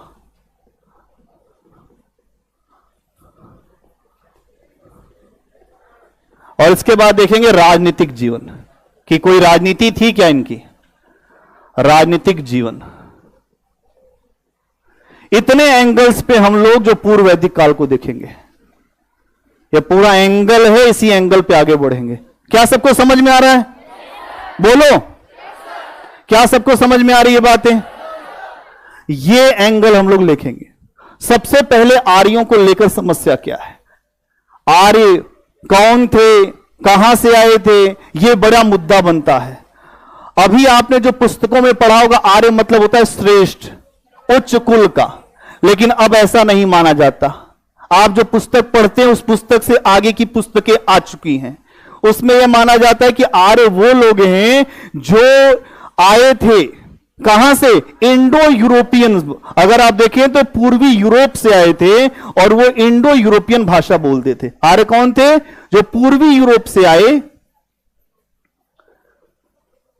इस समय यह हिस्सा रूस में है, पूर्वी यूरोप वाला। अगर आप देखें तो पूरा वहां पे ये आए थे पूर्वी यूरोप से, और यहां इंडो यूरोपियन भाषा, इंडो यूरोपियन भाषा ये लोग बोलते थे, इंडो यूरोपियन भाषा बोलते थे। और इनके यहां अगर आप देखें तो एक बात रखी गई है कि ये एक जैसी संस्कृति का पालन करते थे, मतलब एक ही तरीके से यहां के लोग रहते थे, एक जैसी संस्कृति का पालन, एक जैसी संस्कृति का पालन करते थे। तो इनकी संस्कृति क्या थी? पहली बात की अगर आप ये देखते हैं तो यहां पर आपको दिखाई देता है कि ये लोग युद्ध में घोड़ों का प्रयोग करते हैं। आर्यों का आगमन हम तब मानते हैं जब भारत में घोड़ों का प्रयोग शुरू हो जाता है। तो इनकी जो विशेषता क्या है, भारत में घोड़ों का प्रयोग, भारत में घोड़ों का प्रयोग। आर्य जब आए तो भारत में घोड़ों का प्रयोग हो गया, ठीक है। इसके अलावा आप देखते हैं कि इन्होंने युद्ध के जो रथ होते हैं उनका प्रयोग किया, युद्ध के रथों का प्रयोग, मतलब युद्ध में जो रथ लेकर जाते हैं, युद्ध में रथों का प्रयोग। अब उसमें भी होंगे जो घोड़े ही, युद्ध में रथों का प्रयोग। इसके अलावा ऐसे पहिए जिसमें तिल्लियां हैं, मतलब इनके यहां जो पहिए मिलते हैं उसमें आपको मिलती है तिल्ली। क्या मिलता है? तो तिल्लियों वाले पहिए आपको दिखाई देंगे। तिल्लियों वाले पहिए ये भी आपको दिखाई देंगे कि तिल्लियों वाले पहिए। इसके अलावा आप देखते हैं जो दाह संस्कार, यहां आपको और क्या दिखाई देता है? दाह संस्कार करते हैं। अभी कोई पूछ रहा था आंशिक दाह संस्कार क्या होता है और जो पूर्ण क्या होता है। आंशिक दाह संस्कार का मतलब यह होता है कि पूरे तरह से आपको न जलाया जाए, कुछ अंश को सुरक्षित कर लिया जाए और उसको दफना दिया जाए। और जो पूर्ण जो दाह होता है कि जहां आपके पूरे शरीर को जला दे, उसको कहते हैं पूर्ण समाधान। आंशिक समाधान और पूर्ण समाधान। तो यहां आप देख रहे हैं कि इनके यहां ये पद्धतियां थी, दाह संस्कार की पद्धति भी आपको दिखाई देगी। क्या इतनी बात क्लियर है कि आर्यों को लेकर जो समस्या क्या है कि आर्य आए कहां से, एक समस्या। और अगर आप देखते हैं तो पुस्तकों में आर्यों के बारे में यह कहा गया कि आर्य श्रेष्ठ लोग थे, लेकिन वर्तमान में यह माना जाता है कि आर्य जो है वो पूर्वी यूरोप से आए और वो एक विशेष भाषा बोलते थे। विशेष भाषा बोलने के साथ साथ वो एक विशेष संस्कृति का पालन करते थे। विशेष संस्कृति में रथों का प्रयोग, जो युद्ध के रथों का प्रयोग। इसके अलावा आप देख रहे हैं कि यहां अलग अलग प्रकार के जो ऐसे जो पहिए हैं जिसमें आपको तिल्लियां दिखाई देती, उसका भी प्रयोग करते हैं। आर्यों का आगमन एक बड़ा जो विभाजक है। और इनका जीवन कैसा है अगर आप देखें तो इनका जीवन है ग्रामीण। कैसा जीवन है? ग्रामीण जीवन है। अभी तक आपने देखा था कि जो सिंधु घाटी सभ्यता के लोग थे उनका जीवन कैसा था? नगरीय था, शहरी था। लेकिन यहां पर जीवन कैसा है? ग्रामीण है। तो एक बात तो आपको समझ में आ गई कि आर्य आए कहां से और वो कौन थे। अगर हम इनके निवास स्थान की बात करें कि इनका निवास स्थान क्या है ना, अगला पॉइंट क्या है? इनका निवास स्थान। इनके निवास स्थान को अगर आप देखें तो इनके बारे में यह कहते हैं कि ये लोग सबसे पहले अफगानिस्तान के आसपास के इलाके जो थे, अफगानिस्तान पाकिस्तान के आसपास के इलाकों में रहते थे। उसके बाद धीरे धीरे हरियाणा के आसपास तक आए। मतलब जो आर्य हैं वो स्टार्टिंग में भारत के अंदरूनी हिस्सों में नहीं आए थे, वो धीरे धीरे भारत के अंदरूनी हिस्से में आए। और पूर्व वैदिक काल के आर्य अभी भारत के अंदर प्रवेश नहीं कर पाए हैं। इसीलिए इस समय आप देखते हैं तो ऐसी नदियों की जानकारी मिलती है जो अफगानिस्तान की नदियां हैं। ऐसी नदियों की जानकारी मिलती है जो इस समय पाकिस्तान में है। ऐसी नदियों की जानकारी मिलती है। मतलब आर्यों के जीवन में अगर आप देखें तो सबसे पहले इस बात की आपको जानकारी मिलती है कि आर्य आरंभिक समय में भारत के अंदरूनी हिस्सों में नहीं पहुंचे थे, वो बाहरी हिस्सों में थे। आर्यों के बारे में एक बात और मिलती है कि सोमरस पीते थे। क्या पीते थे? सोमरस पीते थे। इसके अलावा ये यज्ञ वेदी भी बनाते थे, अग्नि की पूजा भी करते थे। अगर आप देखें तो यज्ञ वेदी बनाना है ना, अग्नि की पूजा करना, अग्नि की पूजा, सोमरस। अभी आप देखिए कि सोमरस पे बड़ा मामला गंभीर है कि मदवा पीले पागल जो जीवन बीता जाए। जो मदवा मतलब होता है सोमरस। लोग कहते हैं कि अगर हमने शराब नहीं पिया तो जीवन में कुछ मूल्य नहीं। और यहां पर आर्यों के यहां सबसे बड़ी बात है कि ये सोमरस पे बड़े शौकीन हैं। सोमरस जो मूजवंत पर्वत, ये कहते हैं कि मूजवंत पर्वत से सोमरस आता है, उसको देवता पीते तो हम भी पिएंगे। कुछ ऐसे देवता भी हैं जहां पर सोमरस चढ़ता है। क्या चढ़ता है कि नहीं चढ़ता? तो यहां आप देख रहे हैं कि इनको सोमरस भी पीना है। और यह भी चीज आपको दिखेगी। क्या बात समझ में आ रही है? अभी तो बिहार में बंद है ना सोमरस। अच्छा हुआ कि नहीं? बहुत बढ़िया है। अच्छा नहीं हुआ? अब देखिए कोई लोग कह रहे अच्छा नहीं हुआ। अरे बहुत अच्छा हुआ।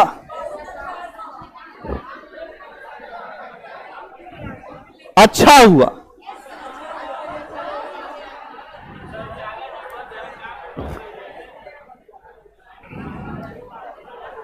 आर्यों का प्रारंभिक निवास स्थान।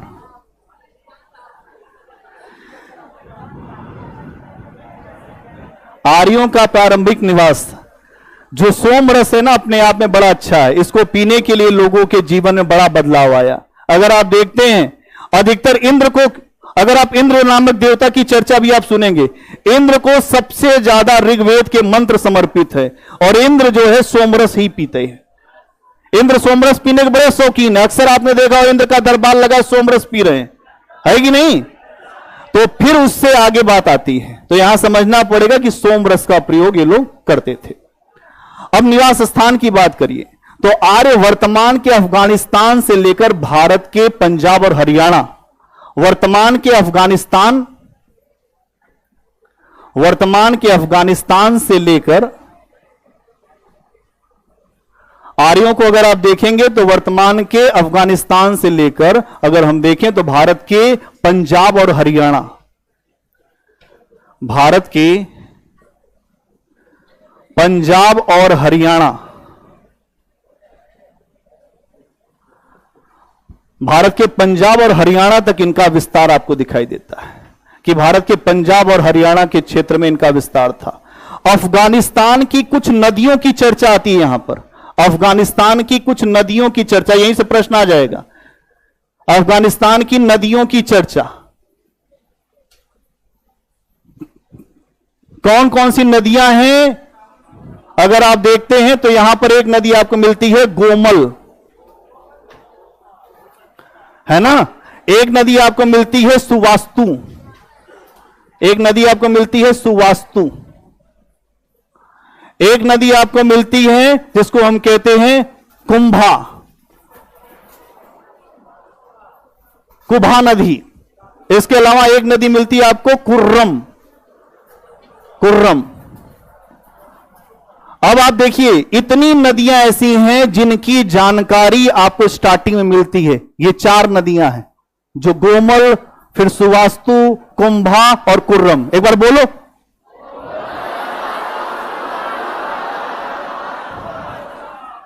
जो कुंभा नदी है इसी का नाम आज के समय है काबुल नदी, यही काबुल नदी है ना? जो कुर्रम नदी उसका नाम हो गया इस समय कुरमू नदी, कुरमू, कुरमू नदी, है ना? और जो सुवास्तु नदी उसका नाम हो गया स्वात, स्वात नदी, स्वात नदी, स्वात। और इसका नाम हो गया है जो गोमल, उसका नाम हो गया है गोमत नदी, गोमत। क्या क्लियर है? बोलो। अब जो भारत और जो पाकिस्तान में नदियां, उनका क्या नाम है? भारत और पाकिस्तान में, भारत और पाकिस्तान की नदियां,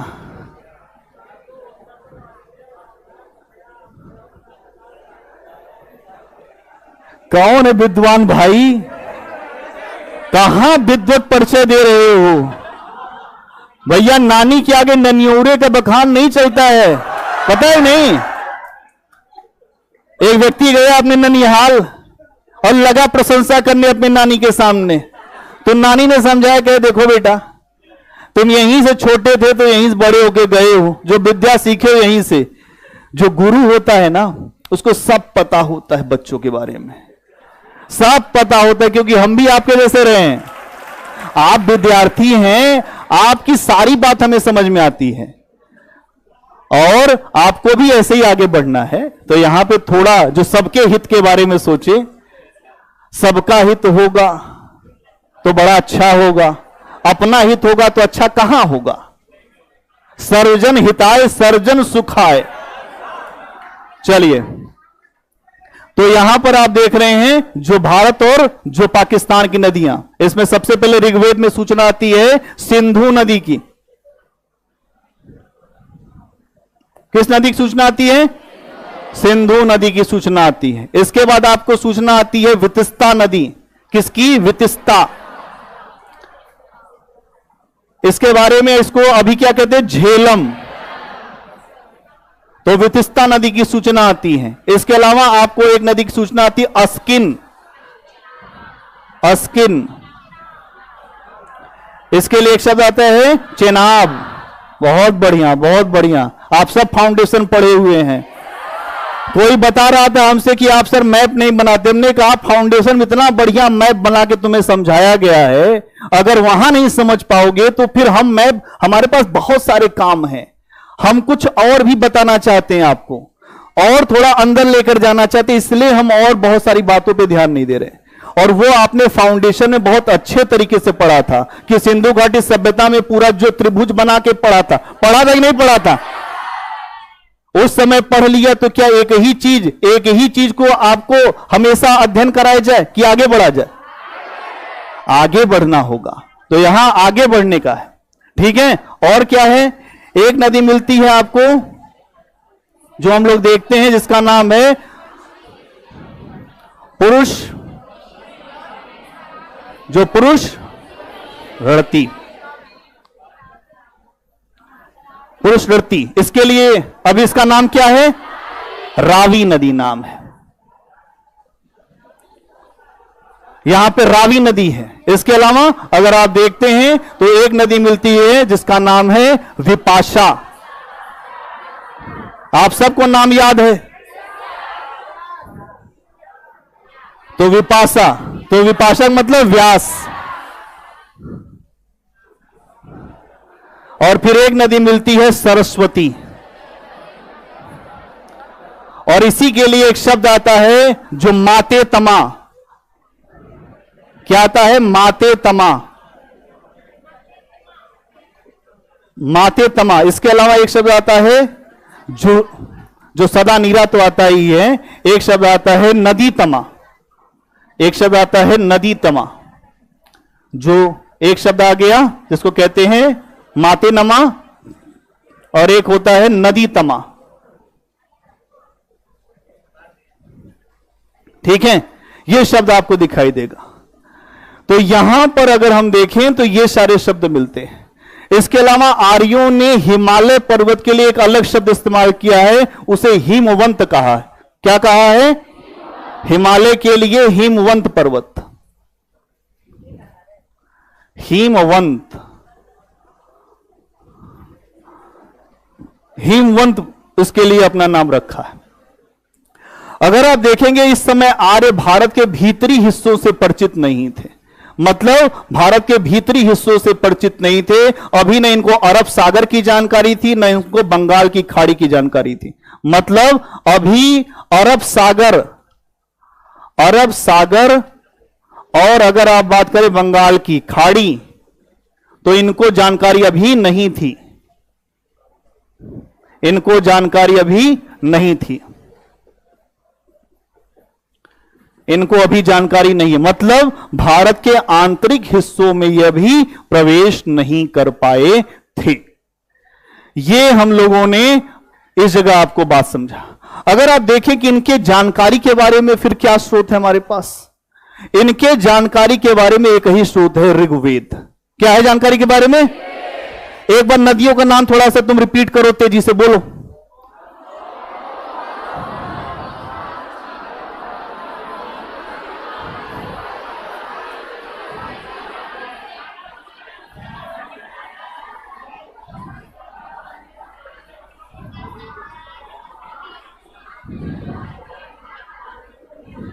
बोलो बोलो।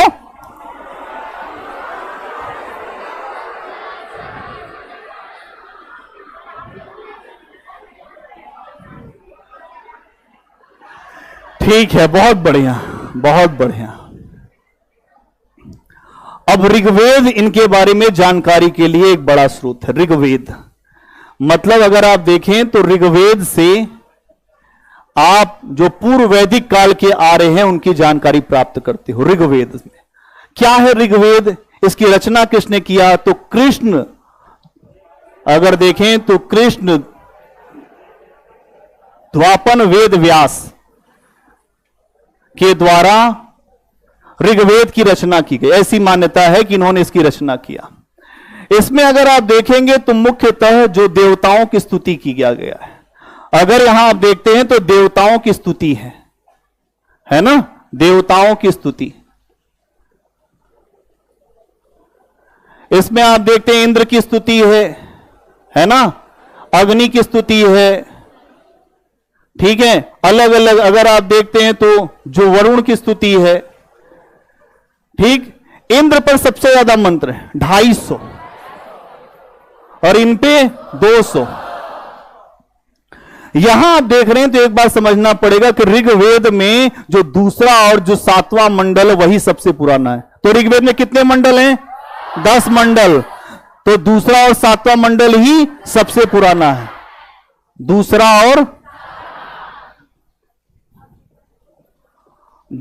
और 7वां मंडल सबसे पुराना है। 7वां मंडल सबसे पुराना।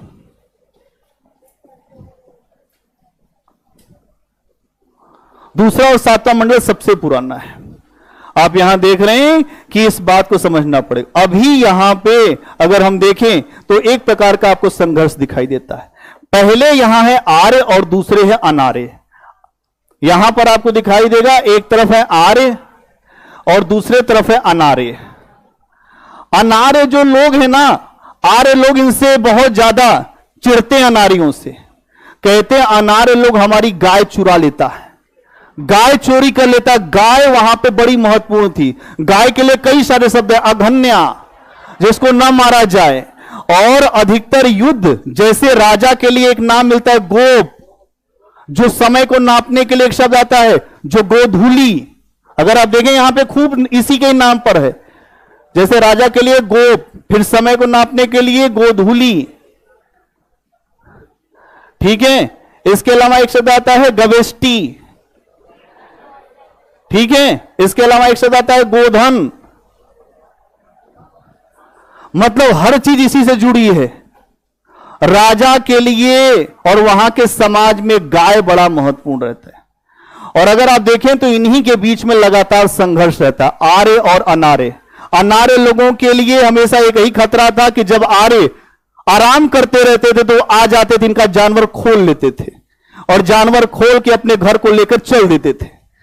इसीलिए अधिकतर उस समय की लड़ाइयां अपनी गाय की रक्षा के लिए हुई।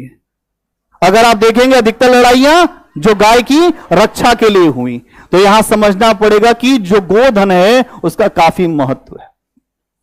अगर हम बात करें कि आर्यों का समाज जो है उसमें अलग अलग वर्ग थे क्या, तो हां, आर्यों के समाज में अलग अलग वर्ग थे।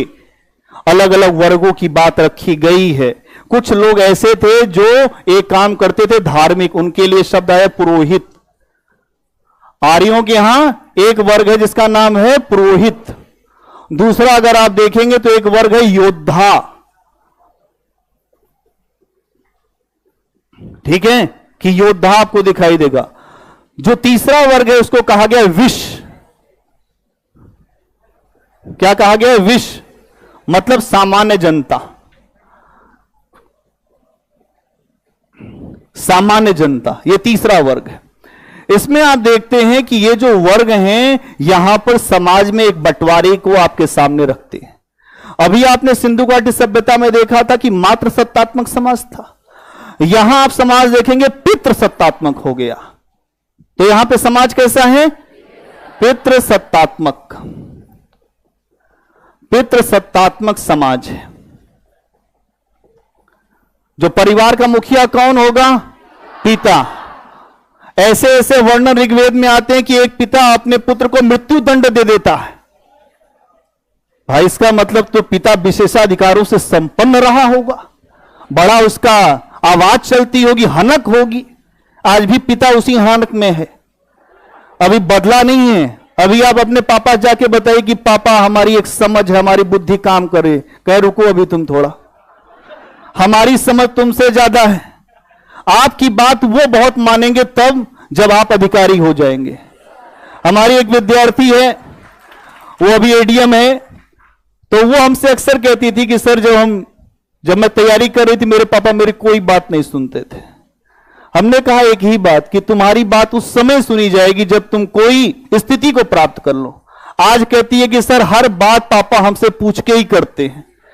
बिना पूछे हमसे कोई काम घर का नहीं हो रहा, तो वैधता सिद्ध करनी पड़ती है। आपकी बात सिद्ध हो जाएगी, आपके सब बाण सिद्ध हो जाएंगे। आप एक बार सफलता प्राप्त कर लीजिए, आपको लोग आप ही से पूछेंगे कि आप बताइए कि आपकी रजा क्या है, आपकी इच्छा क्या है।